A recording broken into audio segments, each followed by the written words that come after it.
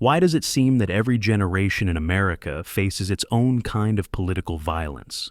That question is not just an observation of the present moment, but a recurring theme in the nation's history. From the earliest years of the Republic to our own time, moments of shocking bloodshed or violent intimidation have erupted, leaving scars on the political landscape and shaping how Americans understand both democracy and danger. To trace this story is to see how fragile political life can be, how passion can become rage, and how each era finds itself asking the same haunting question: why does it keep happening? The very birth of the United States was marked by violence that was political at its core. The American Revolution was not merely a war between armies. It was also a civil war between neighbors, families, and communities divided by loyalty. In the streets of Boston, mobs targeted loyalists. In the South, militias burned property and executed suspected traitors. Violence was part of the political fabric from the beginning, woven into the nation's founding. This pattern set the tone. America was a country where political disputes could, and often did, turn violent.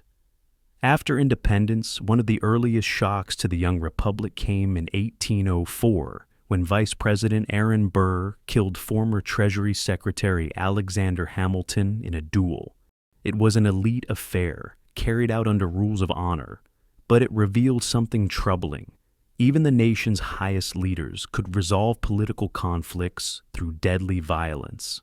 The Burr-Hamilton duel became a symbol of the dangerous intensity of American politics in its infancy.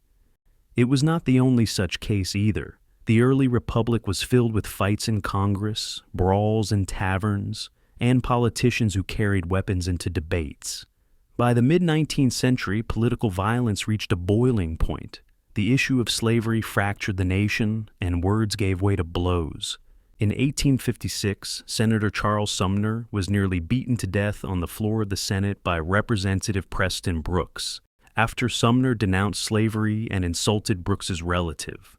The attack horrified some Americans and thrilled others, a clear sign that politics had become war by other means. Within a few years, that metaphorical war would become literal. The Civil War was the deadliest conflict in American history, costing more than 600,000 lives. It was political violence on a scale the nation had never seen before, rooted in the deepest of political divides. The aftermath of the Civil War did not end the violence. Reconstruction brought with it a wave of terrorism from groups like the Ku Klux Klan, who used murder, intimidation, and lynching to suppress black political participation. For many Americans, simply trying to vote was an act of courage in the face of threats of death. Democracy itself was under siege, and political violence was a tool to undo the promises of equality that the Civil War had brought. The idea that every generation would face its own version of violence was already well established. The late 19th century saw violence take new forms, often tied to labor and economic conflict. Strikes and protests were met with armed militias, private security forces, and sometimes federal troops. The Haymarket Affair in 1886, in which a bomb thrown at police during a labor rally in Chicago set off a deadly clash, showed how explosive the struggle between workers and authorities could be. Political violence in this period was not just about leaders and elections, but about the masses fighting for recognition and power. The 20th century brought assassinations back into focus. President William McKinley was shot in 1901 by an anarchist, a reminder that radicals outside the mainstream could still strike at the heart of government. Later, the mid-century would be scarred by a devastating sequence: John F. Kennedy in 1963, Malcolm X in 1965, Martin Luther King Jr. in 1968, and Robert F. Kennedy just months later.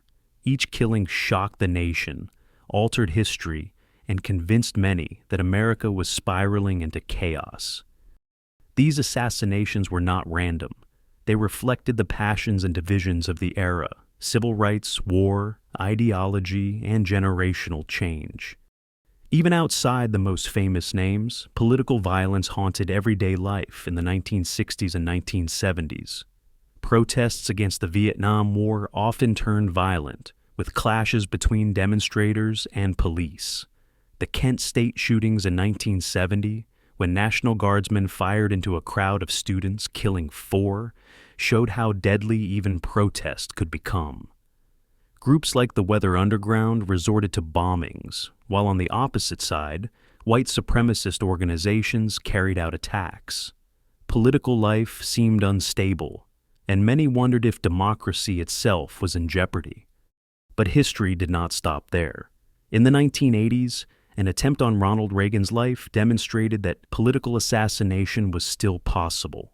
The 1990s saw the rise of domestic extremism, from the Ruby Ridge standoff to the Oklahoma City bombing in 1995, the deadliest act of domestic terrorism in U.S. history. Timothy McVeigh targeted a federal building as an attack on the government itself. This was not random crime. It was a politically motivated act of mass killing, designed to send a message.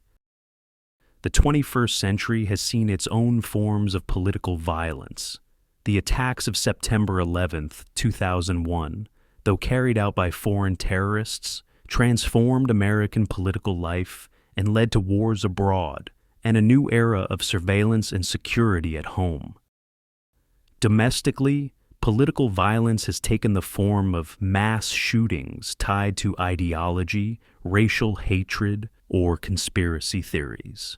The attack on Congresswoman Gabrielle Giffords in 2011, the shooting at a congressional baseball practice in 2017, the storming of the Capitol on January 6, 2021. All of these events reinforce the theme.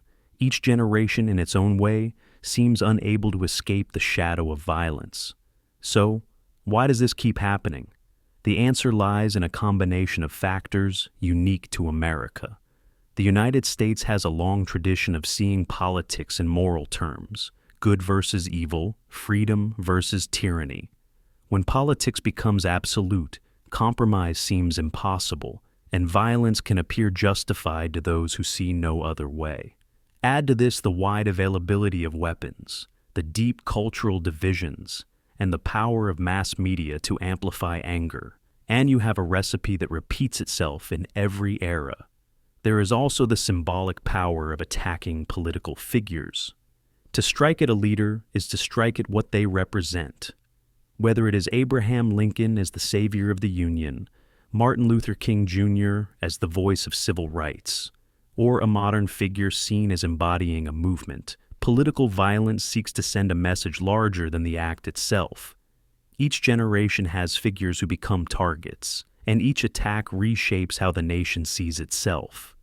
Another reason this pattern continues is that America is, in many ways, a nation built on struggle. The Revolution was violent, the Civil War was violent, and movements for justice often met violence head-on. It is part of the national story. That does not mean it is inevitable, but it means that violence has long been understood by some as a language of politics in America. Technology and communication also play a role.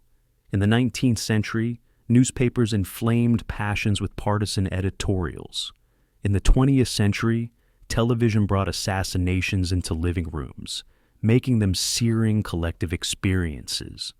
In the 21st century, social media spreads anger at lightning speed, radicalizes individuals, and sometimes pushes people from rhetoric into action. The tools change, but the pattern repeats. And so, when we look at today and see fresh incidents of political violence, it is not an anomaly, but part of a long continuity.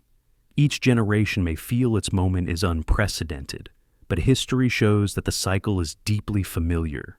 America wrestles again and again with the same demons: division, extremism, the temptation of violence. Yet, there is another side to this story.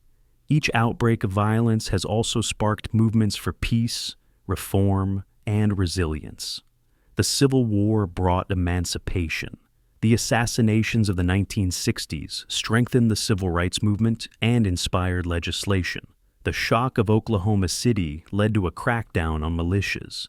Even January 6th forced a renewed debate on the health of American democracy. In other words, every act of political violence does not just destroy, it also provokes reflection, sometimes change, sometimes progress. Why every generation faces its own political violence is a question with no single answer. It is the product of history, culture, ideology, and human nature. But one thing is clear. Understanding this pattern is essential if America hopes to break it. To see the past is to recognize the warning signs of the present, and perhaps to imagine a future where democracy is not so often stained with blood. For now, the cycle remains, and each generation must decide whether it will continue, or whether the story can finally be different. So, when we ask why every generation faces its own political violence, we are really asking whether America can ever escape its history. The answer is not yet. But history is not destiny, and the story is still being written.